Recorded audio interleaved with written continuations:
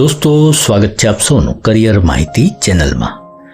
દોસ્તો, ગુજરાત ગૌણ સેવા પસંદગી મંડળ ગાંધીનગર દ્વારા જાહેરાત ક્રમાંક 280/2024-25 અંતર્ગત વર્ક આસિસ્ટન્ટ વર્ગ 3ની ભરતી સંદર્ભે અગાઉ નોટિફિકેશન પ્રસિદ્ધ કરવામાં આવેલ હતું। તો દોસ્તો, હાલમાં ગુજરાત ગૌણ સેવા પસંદગી મંડળ દ્વારા આ વર્ક આસિસ્ટન્ટ વર્ગ 3ની ભરતી સંદર્ભે જે આગામી દિવસોમાં જે સ્પર્ધાત્મક પરીક્ષા લેવાનાર છે, તો તે સ્પર્ધાત્મક પરીક્ષાના લેટેસ્ટ સિલેબસની માહિતી હાલમાં પ્રસિદ્ધ કરવામાં આવેલ છે। તો દોસ્તો, આજના વિડીયોમાં ખાસ તો આપણે આ સિલેબસની માહિતી મેળવીશું।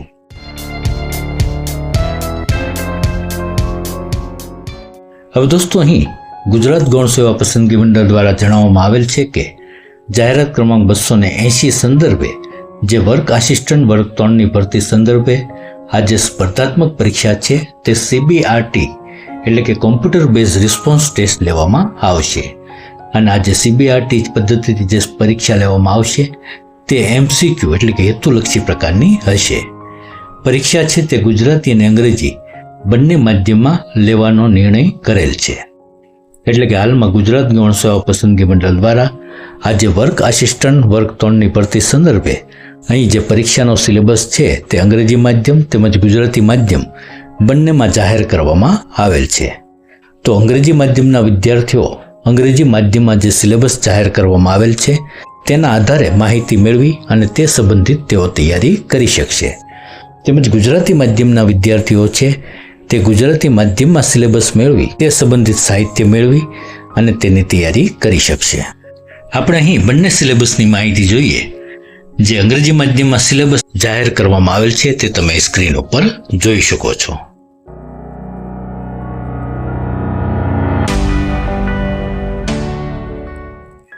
આ જ રીતે ગુજરાત ગૌણ સેવા પસંદગી મંડળ દ્વારા અહીં ગુજરાતી માધ્યમમાં પણ આ વર્ક આસિસ્ટન્ટ વર્ગ 3ની ભરતી સંદર્ભે પરીક્ષાનો સિલેબસ છે તે પ્રસિદ્ધ કરવામાં આવેલ છે। સામાન્ય રીતે જે ગુજરાત ગૌણ સેવા પસંદગી મંડળ દ્વારા વર્ગ 3ની ભરતી સંદર્ભે જે સ્પર્ધાત્મક પરીક્ષાની પેટર્ન છે તે સેમ પ્રકારની છે। એટલે કે સામાન્ય રીતે જે સ્પર્ધાત્મક પરીક્ષા લેવામાં આવે છે તેની અંદર બે વિભાગ હોય છે। વિભાગ A ની અંદર રીઝનિંગના 30 પ્રશ્નો તેમજ ગણિતના 30 પ્રશ્નો, એ રીતે વિભાગ A 60 પ્રશ્નો અને 60 ગુણનો હોય છે। તેમજ જે વિભાગ B છે તો વિભાગ B ની અંદર ભારતનું બંધારણ, વર્તમાન પ્રવાહો, ગુજરાતી અને અંગ્રેજી કોમ્પ્રિહેન્શન તો તેના 30 પ્રશ્નો, તેમજ જે લાયકાત છે તો લાયકાત સંબંધિત કુલ 120 પ્રશ્નો હોય છે। તો આ રીતે વિભાગ A છે તે 60 પ્રશ્નો અને 60 ગુણનો હોય છે। તો તેમજ વિભાગ B છે તે 150 પ્રશ્નો અને 150 ગુણનો હોય છે। સામાન્ય રીતે અહીં પરીક્ષાની અંદર ઉમેદવારોએ બંને વિભાગની અંદર અલગ અલગ ક્વોલિફાય થવા માટે 40% માર્ક્સ મેળવવાના હોય છે। અને જે આ પરીક્ષા છે હેતુલક્ષી પ્રકારની તેની અંદર નેગેટિવ માર્કિંગ સિસ્ટમ પણ લાગુ પડે છે। એટલે કે ખોટા જવાબ દીઠ 1/4 માર્કની કપાત પણ થતી હોય છે। તો ઉમેદવારોએ પરીક્ષા આપતા સમયે આ પણ બાબત તમારે ખાસ ધ્યાનમાં રાખવાની હોય છે। હવે દોસ્તો, પરીક્ષાના સિલેબસની આપણે માહિતી જોઈએ તો પરીક્ષાની અંદર જે વિભાગ A છે તો તેની અંદર તાર્કિક કસોટીઓ તથા ડેટા ઇન્ટરપ્રિટેશન તો તેના અહીં અલગ અલગ જે ટોપિક આપેલ છે તેના 30 પ્રશ્નો હશે। તેમજ જે ગાણિતિક કસોટીઓ છે તો ગાણિતિક કસોટીઓના અલગ અલગ જે અહીં 10 થી 11 જે મુદ્દાઓ આપેલ છે તો તેને સંબંધિત કુલ 30 પ્રશ્નો હશે।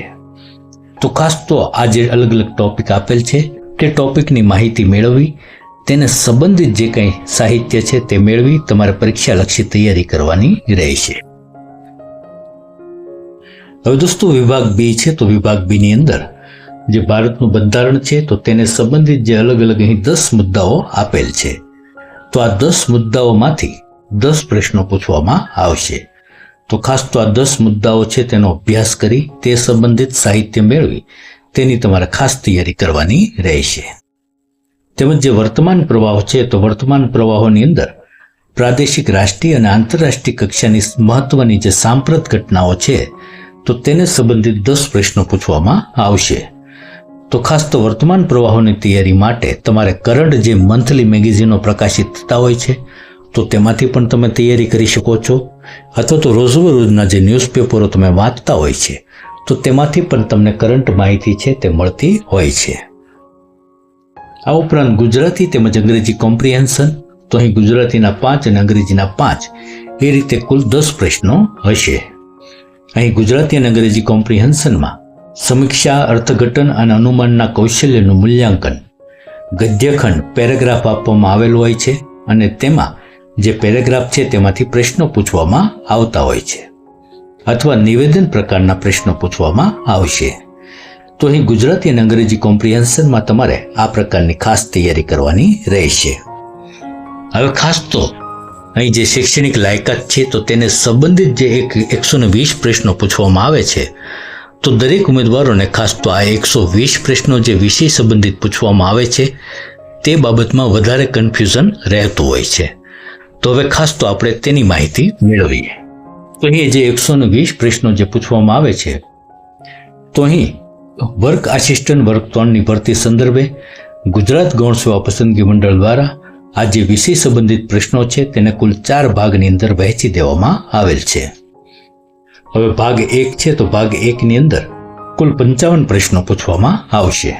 તો ભાગ 1 છે તો તેની અંદર આર્કિટેક્ચરલ અને બિલ્ડિંગ ડ્રોઈંગ અને BIS કોડ ઓફ પ્રેક્ટિસનો પરિચય, મકાન સામગ્રી, કાયમી અને અસ્થાયી માળખા, ચણતરના માળખા, માટી અને પાયા, ઇમારતો માટે સારવાર, માળ અને ફ્લોરિંગ, કમાનો અને લિન્ટલ્સ, દરવાજા, બારીઓ, વેન્ટિલેટર, છત, રૂફિંગ સિસ્ટમનો પ્રકાર, ટૂસ, પાર્લિન, પ્રબલિત સિમેન્ટ કોન્ક્રીટ, કોમ્પ્યુટરની મૂળભૂત બાબતો અને કેડનો પરિચય, વિવિધ પ્રકારના ફાઉન્ડેશનની ફોર્મ વર્ક વિગતો સાથે વિવિધ સ્ટ્રક્ચરની વિગતો, બિલ્ડિંગ ડ્રોઈંગમાં સાઇન અને ચિહ્નો, વિવિધ માળના ફ્લોરિંગની વિગતો, વિવિધ માળખાના ઓપનિંગ માટે કમાનો અને લિન્ટલ્સની વિગતો, વિવિધ પ્રકારની સીડીઓની વિગતો. તો અહીં ભાગ 1 છે તો તેની અંદર આ રીતે જે અલગ અલગ ટોપિક આપેલ છે તે ટોપિક સંબંધિત કુલ 55 પ્રશ્નો પૂછવામાં આવશે. હવે દોસ્તો ભાગ 2 છે તો ભાગ 2 ની અંદર કુલ 25 પ્રશ્નો પૂછવામાં આવશે. તો ભાગ 2 ની અંદર જે બિલ્ડિંગ પેટા નિયમો, રહેણાંક મકાનના આયોજનના સિદ્ધાંતો, જાહેર મકાનનું આયોજન, પ્રી ફેબ્રિકેટેડ સ્ટ્રક્ચર્સ, પ્રબલિત cement concrete, steel structures, plumbing, 2D 3D સાથે CAD, 3D Max, STAAD, બિલ્ડિંગના પ્રી ફેબ્રિકેટેડ સ્ટ્રક્ચરની વિગતો, ઇમારતોમાં RCCની વિગતો, સ્ટીલ સ્ટ્રક્ચરની વિગતો અને ફોર્મ વર્ક સાથે વિવિધ ઓપનિંગ સ્ટ્રક્ચરની વિગતો. તો અહીં ભાગ 2 છે તો તેની અંદર આ અલગ અલગ ટોપિક છે તેના 25 પ્રશ્નો પૂછવામાં આવશે. તેમજ જે ભાગ 3 છે તો ભાગ 3 ની અંદર અહીં જે અલગ અલગ ટોપિક આપેલ છે તો તેને સંબંધિત કુલ 20 પ્રશ્નો હશે. તો તેની અંદર જે જળ સંસાધનો, રોડ વર્ગીકરણ, પેવમેન્ટનો પ્રકાર, રોડ, ફર્નિચર, રસ્તાના ચિહ્નો વગેરે, રેલવે ગેજના પ્રકારો, level crossing, ROP, goods train, passenger train, DFCC project વગેરે, પુલો, પુલોનો પ્રકાર, CD કામો, નાના પુલ અને મોટા પુલ, પુલના ઘટકો, પબ્લિક હેલ્થ એન્જિનિયરિંગ, માળખાકીય રેખાંકનો, સ્કેલ વિગતો, બાર બેન્ડિંગ શેડ્યુલની વગેરેની તૈયારી, સિંચાઈના માળખાની ડ્રોઈંગ વિગતો, વિવિધ પ્રકારના રસ્તાઓના નિર્માણની વિગતો, રેલ અને ગેજ માટેની વિગતો, પુલના પ્રકારોની વિગતો, PHEના 2D 3D રેખાંકનો. તો અહીં ભાગ 3 છે તો તેને સંબંધિત આ જે અલગ અલગ ટોપિક છે તેના પ્રશ્નો પૂછવામાં આવશે. હવે દોસ્તો ભાગ 4 છે તો ભાગ 4 ની અંદર અહીં જે અલગ અલગ ટોપિક આપેલ છે તો તેને સંબંધિત પણ 20 પ્રશ્નો પૂછવામાં આવશે.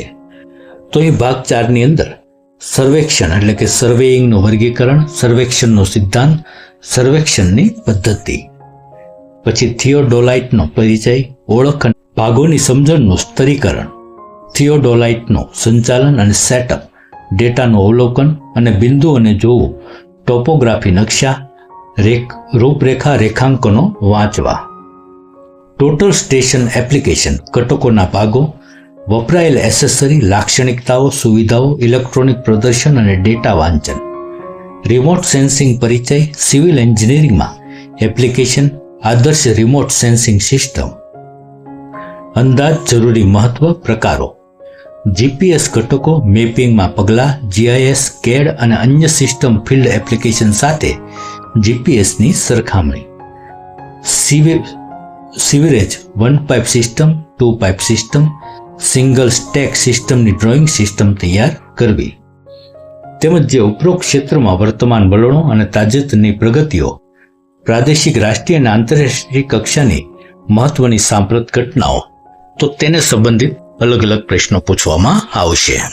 તો દોસ્તો, અહીં શૈક્ષણિક લાયકાત તેમજ સંબંધિત વિષયના જે 120 પ્રશ્નો પૂછવામાં આવશે, તો આપણે જે અલગ અલગ 4 જે ભાગ જોઈ ગયા, તેમાં જે અલગ અલગ ટોપિક આપેલ છે, તો તે ટોપિક સંબંધિત તમારે સાહિત્ય મેળવી અને તેની તમારે ખાસ તૈયારી કરવાની રહેશે.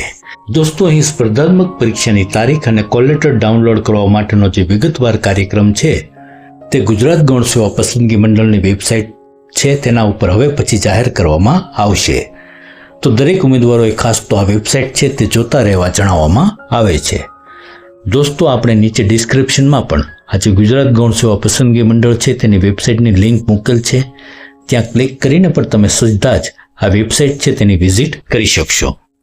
અને ખાસ તો તમારે આ જે વર્ક આસિસ્ટન્ટ વર્ગ 3ની ભરતી સંદર્ભે આ જે પરીક્ષાનો સિલેબસ છે તેની પીડીએફ તમારે જો જોઈતી હોય તો પીડીએફની લિંક પણ મેં નીચે ડિસ્ક્રિપ્શનમાં મૂકેલ છે, ત્યાં ક્લિક કરીને આ પીડીએફ છે તે પણ તમે મેળવી શકશો. તો દોસ્તો, આશા છે કે હાલમાં ગુજરાત ગૌણ સેવા પસંદગી મંડળ ગાંધીનગર દ્વારા જાહેરાત ક્રમાંક 280 વર્ક આસિસ્ટન્ટ વર્ગ 3ની ભરતી સંદર્ભે સ્પર્ધાત્મક પરીક્ષાનો જે વિગતવાર અભ્યાસક્રમ હાલમાં જે જાહેર કરવામાં આવેલ છે, તો તેની અગત્યની તમામ માહિતી તમને આજના વિડીયોના માધ્યમથી મળી ગઈ છે. દોસ્તો, આવી જ અગત્યની જો કારકિર્દીલક્ષી માહિતી હંમેશા તમને મળી રહે એવું તમે ઈચ્છતા હો તો જો ચેનલને સબસ્ક્રાઇબ ન કરી હોય તો સબસ્ક્રાઇબ જરૂર કરી દેજો. દોસ્તો, માહિતીને લાઇક અને શેર પણ કરી દેજો. તો દોસ્તો, ફરી પાછા આવી જ અગત્યની કારકિર્દીલક્ષી માહિતી સાથે મળીએ. ત્યાં સુધી રજા આપશો. જય હિન્દ, વંદે માતરમ. હંમેશા ખુશ અને હેલ્ધી રહો એવી ઈશ્વરને પ્રાર્થના.